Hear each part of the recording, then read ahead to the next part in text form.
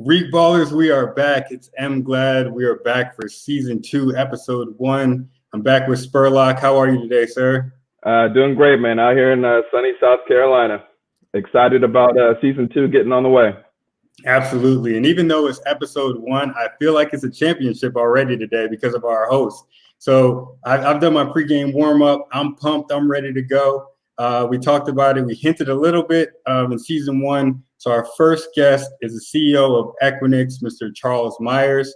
Super excited to have him. If you remember, season 1, he was assigned, or Equinix was assigned to Giannis. So that's a great draft pick from a REIT and an NBA perspective. Yeah, definitely. Giannis is one of the front runners of NBA MVP going on right now.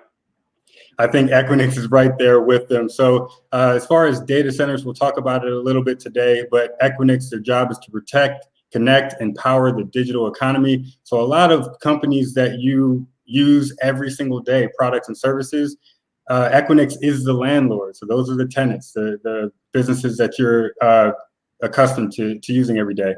So for our audience, just so you know, they've had tremendous growth since inception. So they were founded in 1998. They converted from to a REIT in 2015. They've had just a phenomenal growth story since. If you look on YouTube, if you're listening to the podcast, you can jump over to YouTube and just see the visual, just constant growth, crushing it. Even during the pandemic, they're up approximately 35%. And they had a big merger in 2002, which gave them exposure to China, Singapore, Australia, and Japan. 2007, $2 billion European expansion. Between 2010 and 2017, they tripled their data center portfolio. Talk about growth, Ken. Definitely, that's huge. Yeah, and now their current value is approximately $70 billion. Today I checked, they're hovering between number 3 and number 4 largest REIT out there across all property types. Maybe we're giving them a little good luck today. So their portfolio is over 200 data centers across 25 countries and 5 continents. And they recently released quarterly earnings where they had revenue for the quarter rose 6.5%.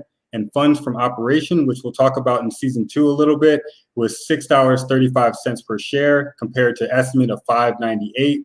And they've just continued to crush analyst expectations the last 4 quarters. So again, great alignment with Giannis. On a personal note, Mr. Meyers is a Buffalo and a Wildcat. So he went to Colorado as well as Northwestern. And he's a fitness advocate, investor and advisor for portfolio companies of various fitness businesses. And lastly, I'll say in 2020, which is very impressive for me, Watermark Make Your Mark Award. Mr. Meyers was a recipient, and that recognizes leaders supporting women in the workplace. I could keep going, but and I saw you did an interview with Jim Cramer on Mad Money. So Spurlock, we have a lot of pressure on us today. Let's do it. Let's get him in here. So Mr. Meyers, officially, welcome to REIT Ball. Thank you for joining us today, sir. Welcome. Thanks, Spurlock. It's great to be here today. Thanks for having me, and thanks for the kind intro. Absolutely. We were thrilled when you said yes. So it's super exciting. So I love that you reached out, and I think it's very cool that you're taking a show and combining some passions here between the real estate and sports, and giving people a little something to chew on mentally. So I'm happy to be here today. Yeah, thank you. We hope that they can retain information a little bit better. It's digestible. It's not intimidating. Sometimes real estate and finance can be intimidating. So we want to simplify it, make it entertaining, and hopefully slightly innovative. And you're very familiar with innovation, so I'll jump right into the Q&A if you don't mind. And Equinix, they're the largest data center out there, right? So if you could just describe, a lot of our audience, they're more familiar with residential and hotels, things like that. If you could explain the data center business as well as Equinix as they continue to grow, are you more focused on direct acquisition of assets and development, or more an M&A play? Sure.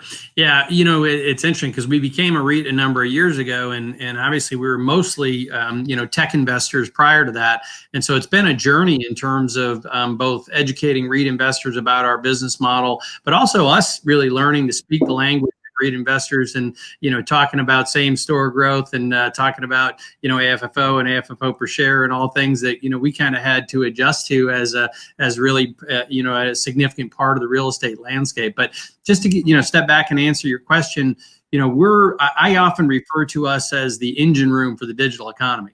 And we across our portfolio of data centers, which you described, 200 plus data centers in 26 countries and 56 markets around the world. Inside of those data centers live some of the most important digital assets in the world. And so virtually every sort of digital brand name you can think of is a customer of ours, and a lot of the things you're doing day to day, whether that's streaming a movie on Netflix, trading a stock on on the NASDAQ, or or just checking internet and doing various other sort of online things, or doing a Zoom meeting, for example. All of those things happen because they're customers of Equinix, and we really help them interconnect their infrastructure, make that happen. So that's a little bit about what we do in terms of our growth strategy. I think it's a combination of organic growth and inorganic growth. We've used M&A as a weapon, pretty effectively. As you said, we've done a number of big transactions, and obviously with kind of where we're trading now, we have a strong currency to be using in M&A. And but we're going to be, we're going to continue to be very disciplined about our M&A and look for targets that are both strategically and financially attractive. And so it'll be a mix of those things. Got it. No, that makes sense. It's impressive. Again, you have a great story so far, and I'm sure it will continue to go that way. So your thoughts on innovation-focused REITs, right? We see REITs in general have been beat up, or the market has been beat up, but REITs, depending on the property type, has been beat up quite a bit. But when you look at the innovation-centric REITs, they're trading at premium. So do you think it's a sign of the demand for digital expansion? Does this kind of indicate that we'll have a transformation in the overall REIT landscape and start to see more of these innovative REITs gain market share compared to the traditional REITs? What are your thoughts there? Yeah, I mean, I think it's a reflection of the changing face of our world, right? And I mean, if you look at it in terms of, this pandemic has really, I think, opened a lot of people's eyes about how things are changing and how many things can be done virtually. I think, obviously it's putting, I think, a real question mark around what the future of commercial real estate is, for example, in terms of, I know we're thinking, hey, do we need as much office space as we have? Can we streamline that to some degree? I personally still believe that being together personally, face-to-face, building relationships, collaborating is still an important part of business. And so I still believe there's a role for that. But, I also think that we're going to think about how we design our spaces, how we use them. And I do think it's all part of the changing sort of real estate landscape. And I think the more tech-oriented REITs, both the towers, as well as the data center REITs, are really just riding, a wave of transformation in terms of a more digitally centric world. And so we're, as I always tell people, data is being created, moved, analyzed and stored at unprecedented rates. And I think that's going to continue. And I think it's, what's driving, our business. Absolutely. Absolutely. And with that said, work from home and right now, if you're on YouTube, this is your Milan, your latest announcement of was it a $51 million development that you're going to have in Milan? Yeah, it's pretty for a data center, isn't it? Absolutely. Yeah. And was it modular construction? Is that right? That's right. We one of the things we're doing is trying to modularize the designs of our data centers to reduce the time to market. Obviously, in the real estate game, being able to sort of anticipate or be able to be responsive to demand in as short a time frame as possible is important in a lot of different markets, and it's certainly the case for us in data centers. So, modularizing the design and being able to prefabricate certain elements of the design is something we're doing. But we really invest in making these world-class data centers that are, a place that our customers can go and place their infrastructure with confidence, and also that their people, as they go and support that infrastructure, feel good about. And so we're very proud of our centers around the world for sure. Absolutely, and that's a beautiful building right there. So just quickly going back to the work from home element. So I heard Green Street Advisors, they were talking about potentially the workforce currently 80% of employees go in Monday through Friday full time, and that, or I'm sorry, 85%. That may drop down to 60% based on their projections. So obviously, majority of folks still going into the office, but that does move the market, right? From a demand perspective. Now, does that directly correlate with your business as more folks are home and they're going to continue to have and need streaming services and online platforms to use? Will that be beneficial, continue to be beneficial for Equinix? Yeah, undoubtedly. I mean, I think that what you're seeing in the pandemic is companies that were well prepared for a more digital, fully virtual world are performing better than those that were not prepared. And so I think even in markets that are really being hard hit by the pandemic, whether that's travel, or certain other sectors, they are, I think that what they're seeing is that they need to continue to invest in digital, and digital transformation is a major priority. And so I do think that, this move towards the importance of digital is just going to be a sustained tailwind for our business. Perfect. And along the lines of digital and prop tech and innovation and all those things, we're starting to see the initial phases of fractional ownership via tokenization and blockchain platforms. I'm wondering, will your data centers essentially support that underlying infrastructure at some point? Have you discussed it? And then also, do you think these digital capital market platforms for funding and filling the capital stack, will they at some point compete with public REITs?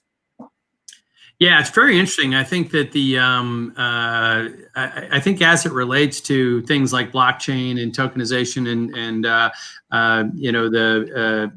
some of those technologies, yes, we definitely play a role, particularly as you start looking at private blockchains and how they're implemented. I think, we're going to play a role in terms of housing some of that infrastructure.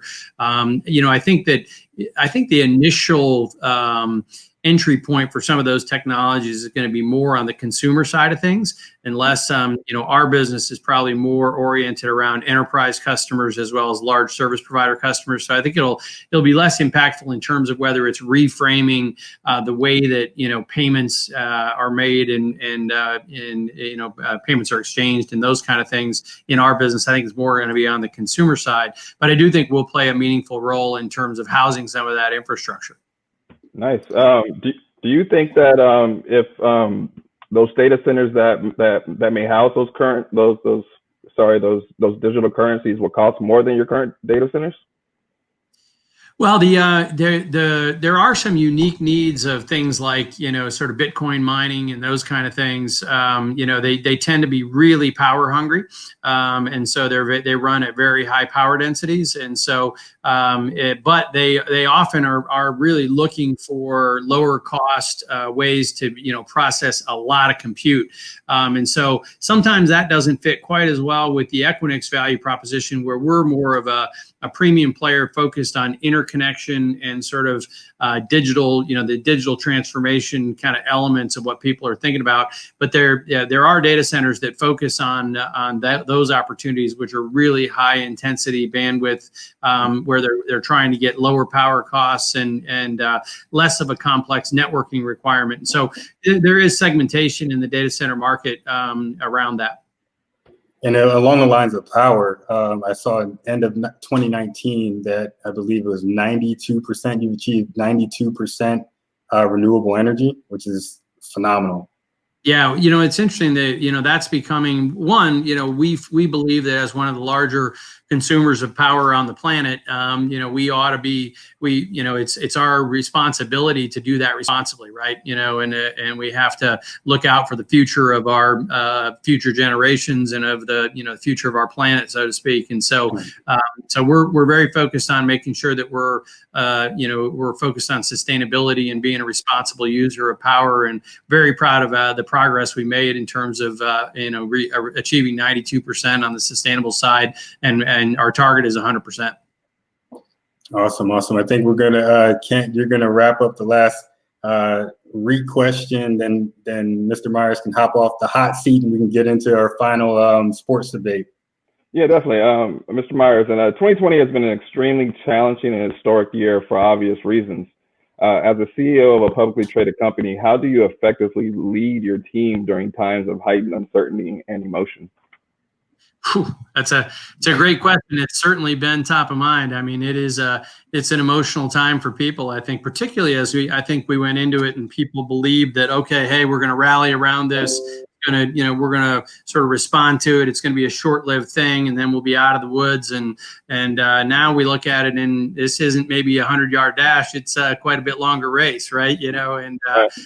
And so, but what I found is the critical thing in leading people and leading companies is really getting people inspired and energized around what they do and the importance of that. We talk about, a couple elements of our culture that are, really important to me is, one, we show up with an in-service to mindset. We talk about being a mission-driven organization. I think what we're doing is important to the future of the world. It's important to the ability for our kids and our grandkids to continue to have a higher quality of living and to leverage the benefits of technology to make a better world. And so, getting people's heads wrapped around the importance of that mission, and then talking about doing that in a way that's in service to each other, in service to our customers, trying to help them run their businesses better, and in service to the communities in which we operate. One of the things that's talked about a lot is what the role of the corporation is in today's modern world, on issues of social importance, for example. And I tell you, we're grabbing that and being active because we believe that corporations play a significant role in helping address some of the social issues that we have out there. And so, the last thing I'd talk about is really, I think, creating energized people around a mission.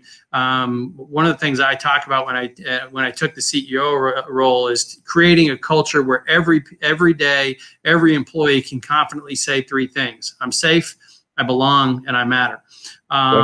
If you can, those are just central things to really getting people inspired and engaged. If they feel a level of safety and of course, physical safety. And, it used to be, hey, that wasn't an issue, right? But now we're talking about things like COVID and other things. And all of a sudden people are, questioning whether they're safe physically, but they also want to be safe emotionally.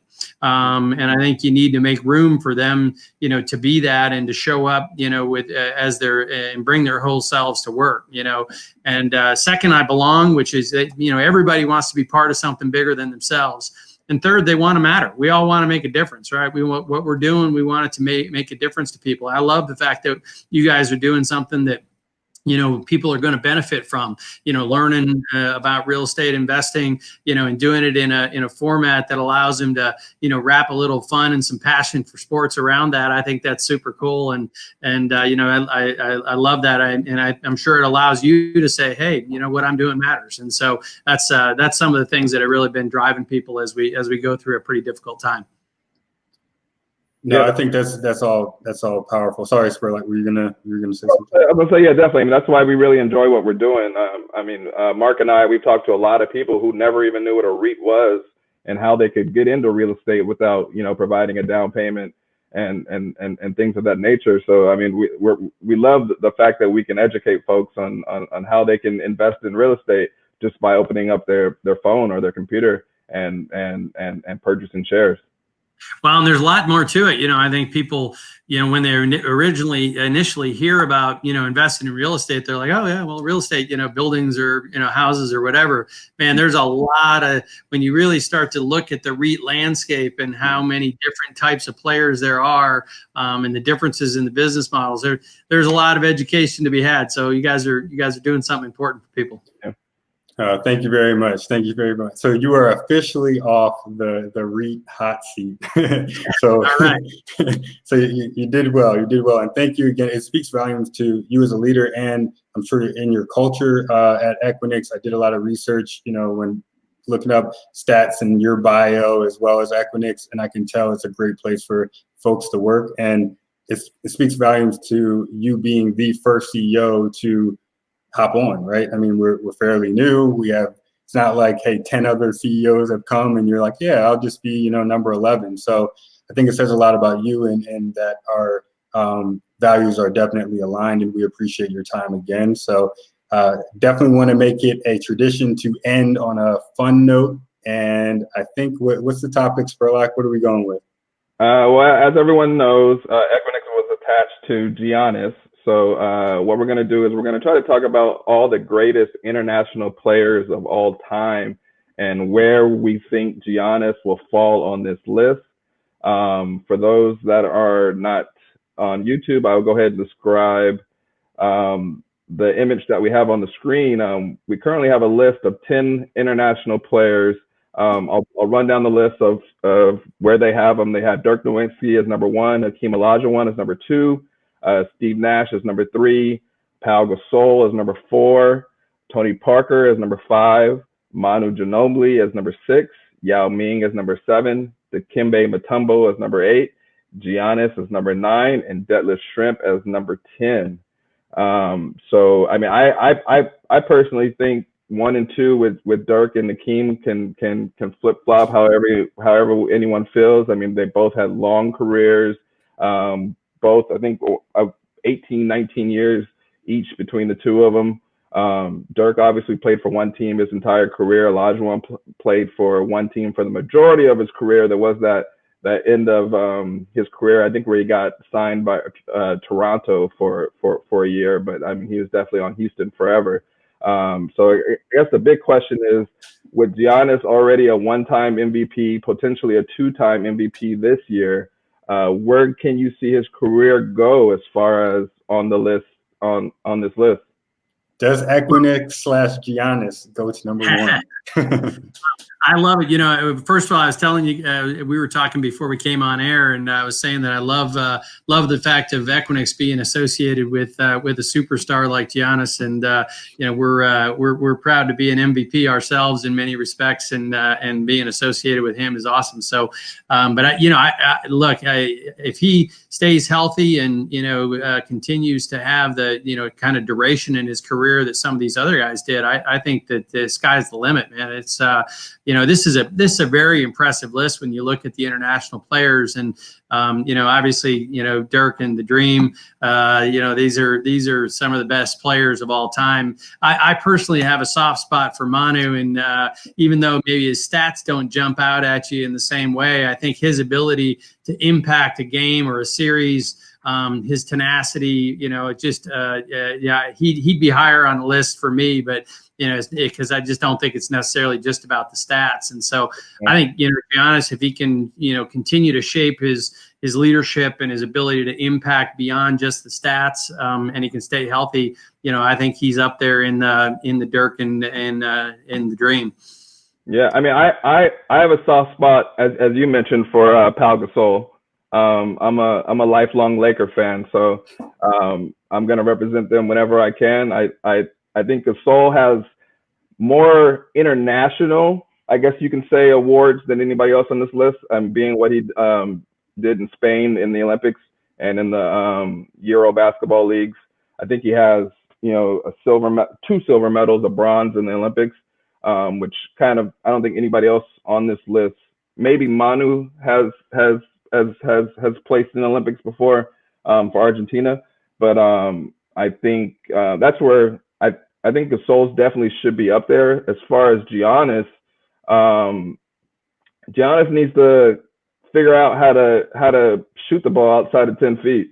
I think that's where his team is going to excel. We saw last year where Toronto was able to guard him. I mean, all you need is some bigs and some wings that can play defense, and then he kind of gets lost to where he can't back down in the hole anymore.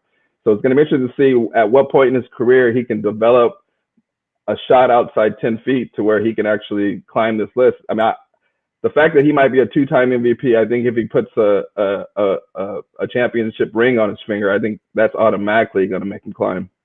Yeah, I think so. I think that it's partially about if people can figure out a way to shut you down, then obviously you have trouble climbing this list. Some of these players have really they adapted their games in ways that it was hard to figure them out and hard to shut them down. And so I think Giannis needs to continue to work in that regard. And I think part of it is also around who's around you, right? Let's face it. Some of these guys had pretty incredible, casts around them. I will say Dirk didn't necessarily always have that.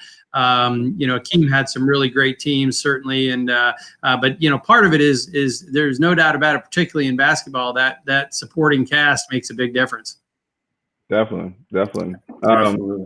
Mark, want to add anything or? No, I'm a big Kent will tell you I'm a big underdog fan. So I do like your point about Ginobili. I feel like he was underrated in a lot of aspects and always contributed.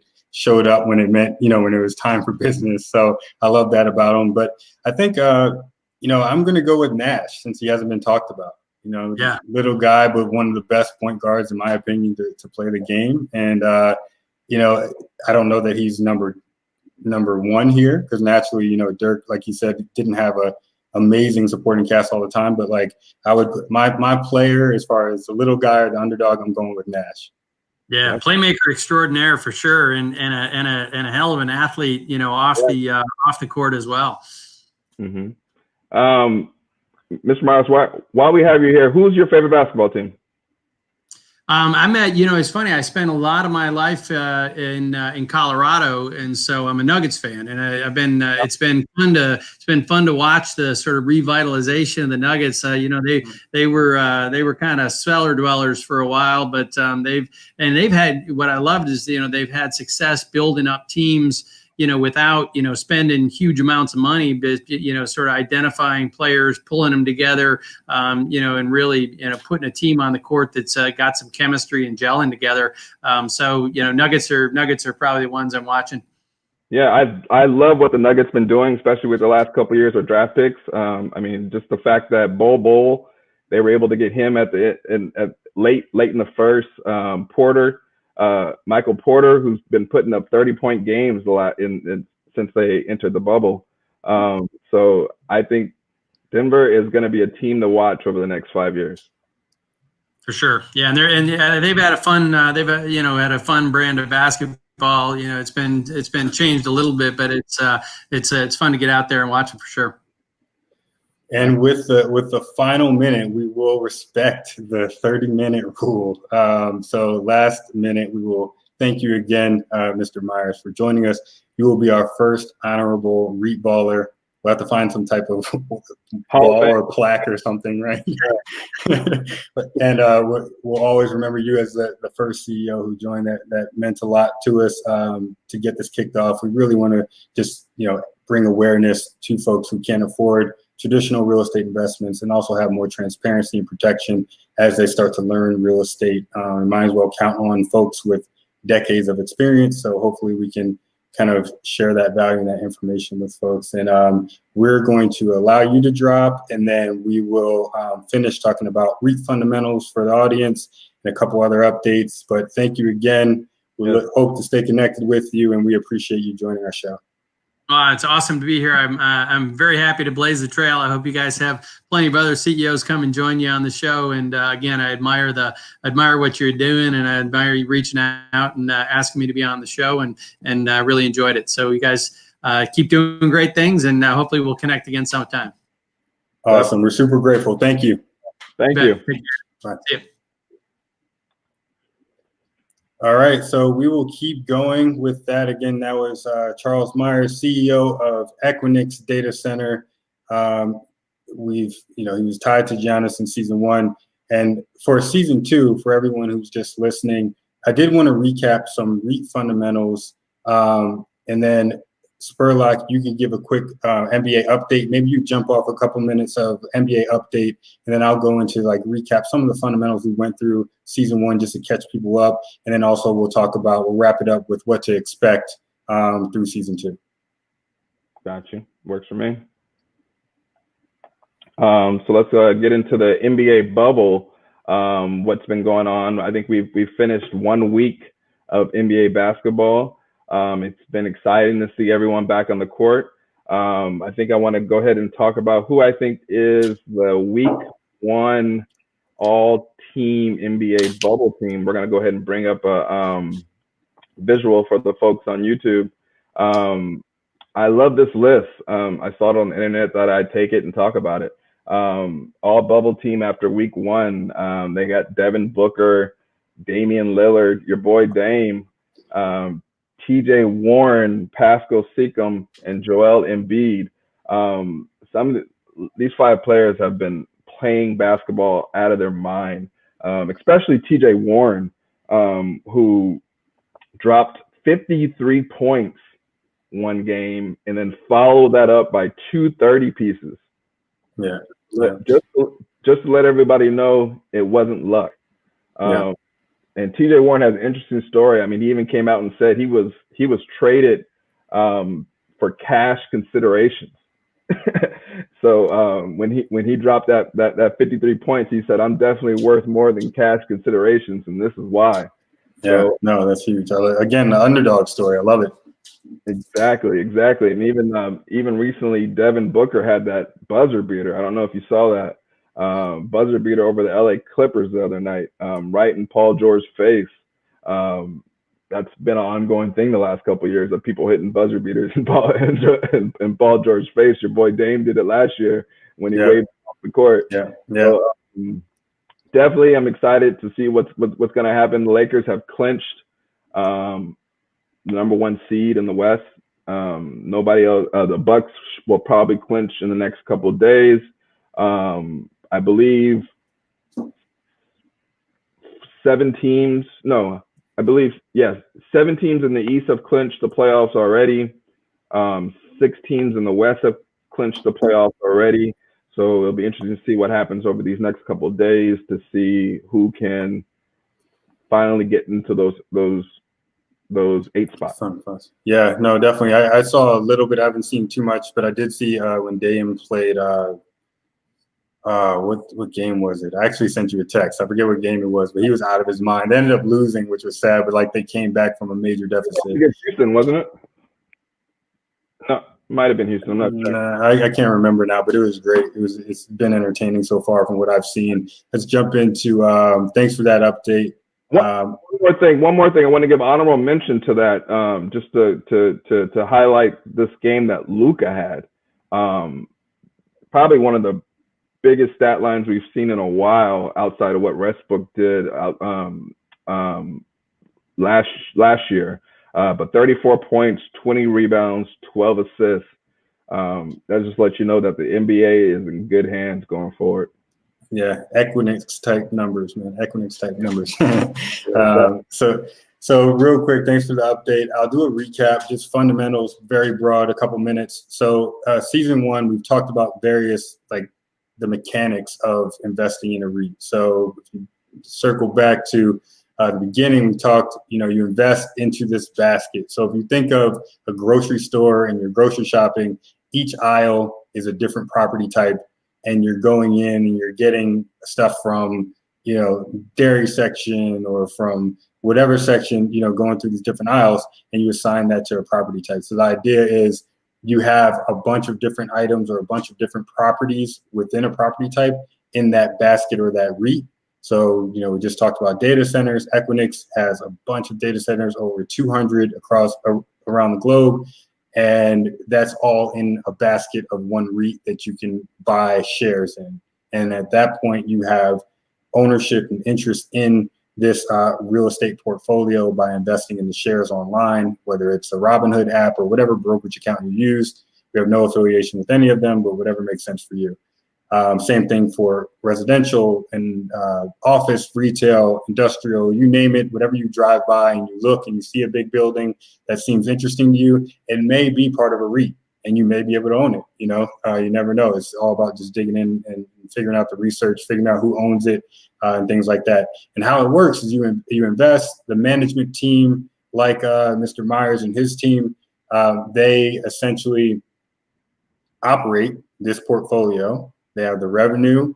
They try to increase the revenue. They try to minimize their expenses. And the remaining profit, 90% of it has to get distributed out to you as an investor for your shares, right? So it's not one of those things where you get just a small fraction of what you've invested in. You literally get at least 90%. That's cash flow, right? So how they work, it's REITs will have a dividend yield. So essentially you'll get, whether it's 5%, 3%, 6% a year in income plus appreciation as that portfolio and as the assets appreciate.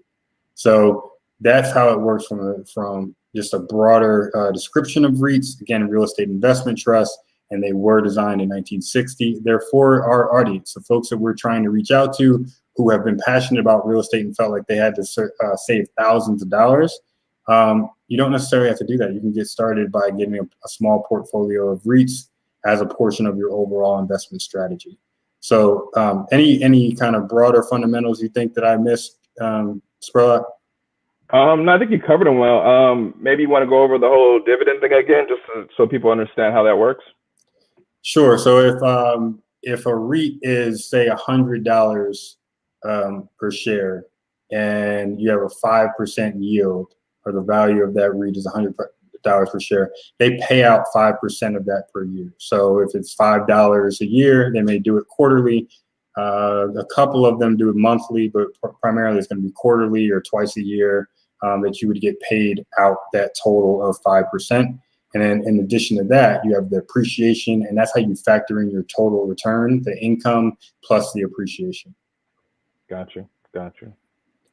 So that's it for the fundamentals of repo. And then we talked about leverage. REITs, for the most part, have less debt than private owners. Private owners, when say you and I go to invest and own an apartment building, we may have anything from 75 to 85% leverage or debt on that property. So if a few tenants move out and we have a small building, it may be hard for us to service or pay that debt, pay that mortgage payment. And then that's how we become distressed. You may have to sell it, foreclosure, potentially, things like that, especially during a crisis, where you have REITs that have much less leverage, right? So if you think about 50% leverage or 50% debt compared to 80% debt, they just have a lot more wiggle room to go through unexpected downturns in economic cycles. So that's just, these are bullet points that we talked about, I think the most important, and we'll continue to dig in a little bit more and talk more about REITs and the fundamentals over time. For season 2, the format's changing a little bit, so we will make sure that we have several portfolios, that each portfolio does include each property type. So we make sure that we go across all property types throughout season 2.